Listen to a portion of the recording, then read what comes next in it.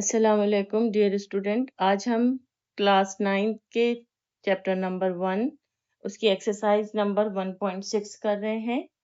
Exercise number 1.6 का page number है 23। इसका क्वेश्चन मैं नहीं लिख रही हूँ, सिर्फ आपको बता रही हूँ कि क्वेश्चन है perform the indicate operation of the following complex number. देखिए ये तमाम कॉम्प्लेक्स नंबर हैं जिनको हम उनके रिलेटेड फॉर्मूले से करेंगे, जो भी क्वेश्चन में गिवन ऑपरेशन होगा उसको लेकर। ठीक है, तो जो फर्स्ट हमारा है पार्ट, क्वेश्चन नंबर 1 का फर्स्ट पार्ट वो है 3 and 2 प्लस 9 and 3।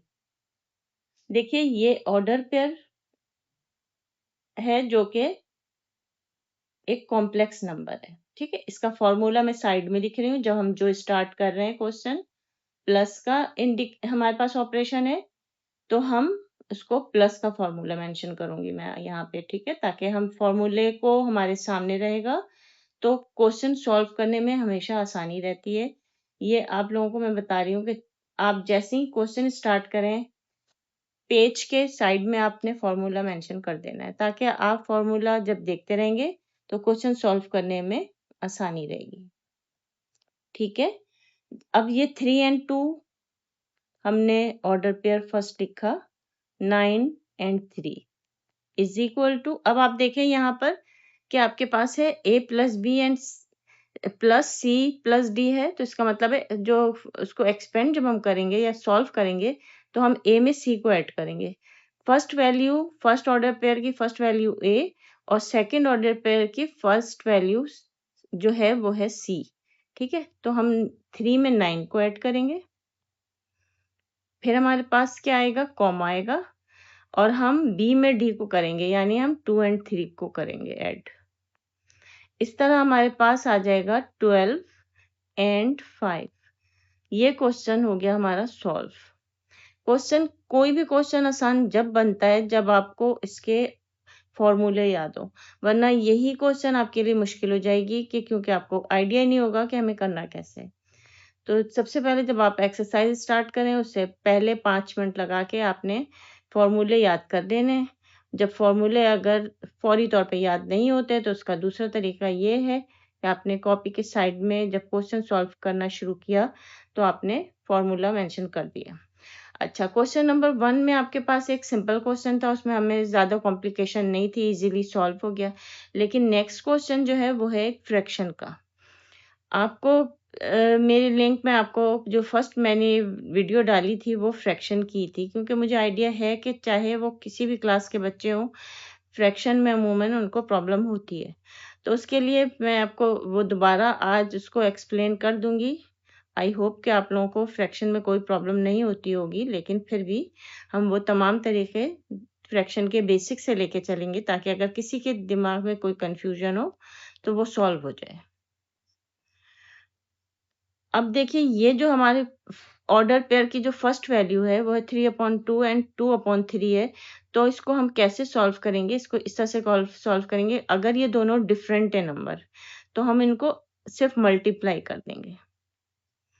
अब हम 2 का टेबल इतनी दफा पढ़ेंगे कि 6 आ जाए, तो 2 3 जा 6, और जो 3 को 3 से मल्टीप्लाई करेंगे तो 9 आ जाएगा। अगेन 3 2 जा 6 और 2 2 जा 4, कॉमा, यही सेम वैल्यू है, बस इनकी वैल्यू जो है वो चेंज हुई हुई है। यहाँ पे ये 2 है।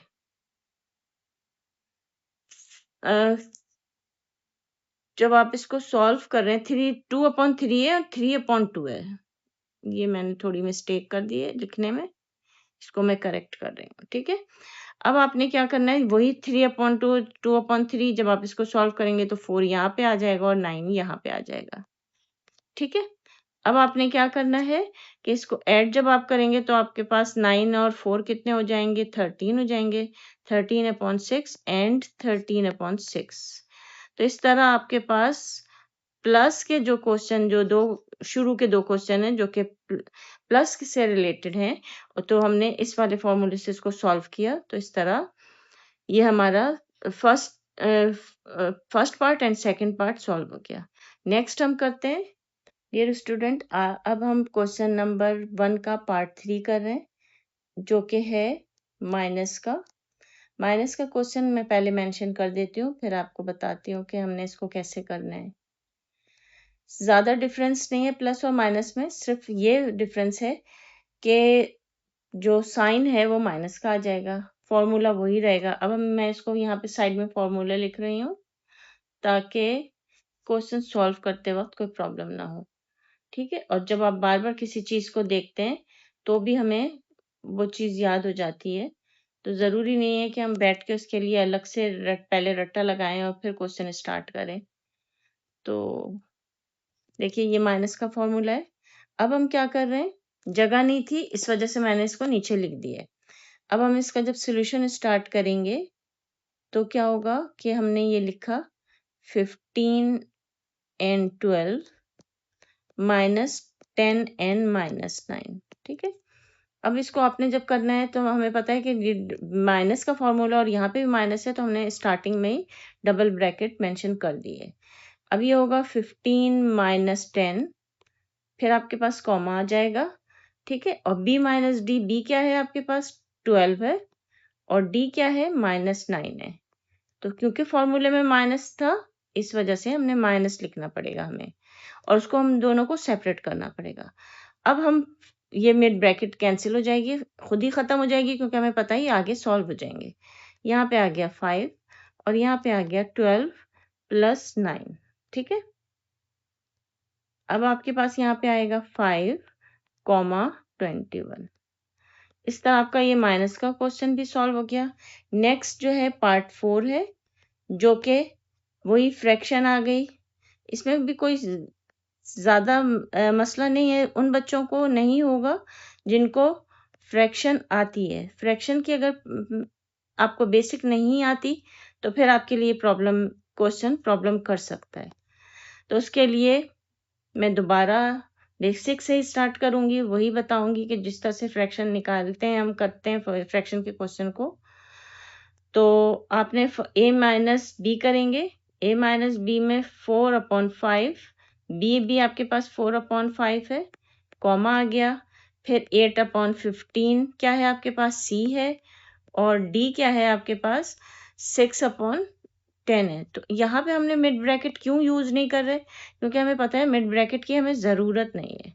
अब एक प्लस का साइन और एक माइनस का हो तो ये तो इसमें हमें सॉल्व करने की ज़रूरत ही नहीं है, और ये 0 आ जाएगा।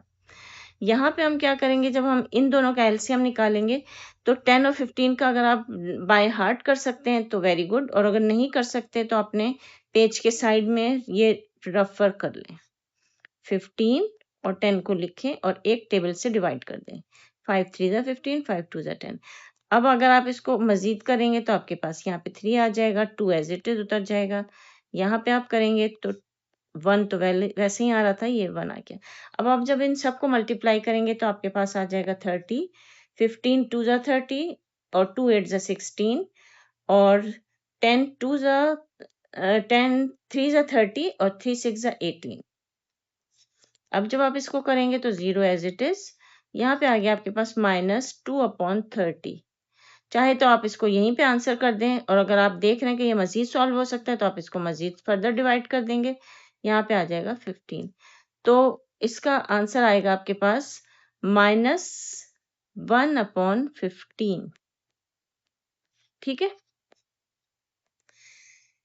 इसका देखिए, ये जो क्वेश्चन है इसमें आपको मैं दोबारा रिपीट कर देती हूँ। ये दोनों वैल्यूज जो थी वो सेम थी, सिर्फ इनके साइन डिफरेंट थे। दोनों एक दूसरे को कैंसिल कर देंगे। यहाँ पे इसका हमने एलसीएम निकाला, एलसीएम हमारे पास 30 आया। 15 का टेबल इतनी बार पढ़ेंगे कि 30 आए। 15 2 ज़ा 30 आएगा, जो 2 आएगा उसको 8 से मल्टीप्लाई करेंगे तो हमारे पास 16 आ जाएगा। 10 का टेबल पढ़ेंगे, 10 3 ज़ा 30 होता है, 3 आया, 3 को 8 से मल्टीप्लाई करेंगे, 6 से मल्टीप्लाई करेंगे तो 18 आ जाएगा। फिर 18 में से 6 को माइनस करेंगे तो हमारे पास माइनस का 2 आएगा। माइनस का 2 इसलिए आएगा क्योंकि 18 बड़ी वैल्यू है और 16 छोटी, तो बड़ी वैल्यू का साइन आ जाएगा माइनस का 2। फिर हम इसको देख रहे हैं कि ये मजीद डिवाइड हो सकता है तो हम इसको मजीद डिवाइड कर देंगे। इस तरह हमारा ये क्वेश्चन माइनस का भी सॉल्व हो गया। नेक्स्ट वीडियो में मैं आपको मल्टीप्लाई और डिवाइड के क्वेश्चन करवाऊंगी। तो इंशाल्लाह मिलते हैं नेक्स्ट वीडियो में। अल्लाह हाफ़िज़।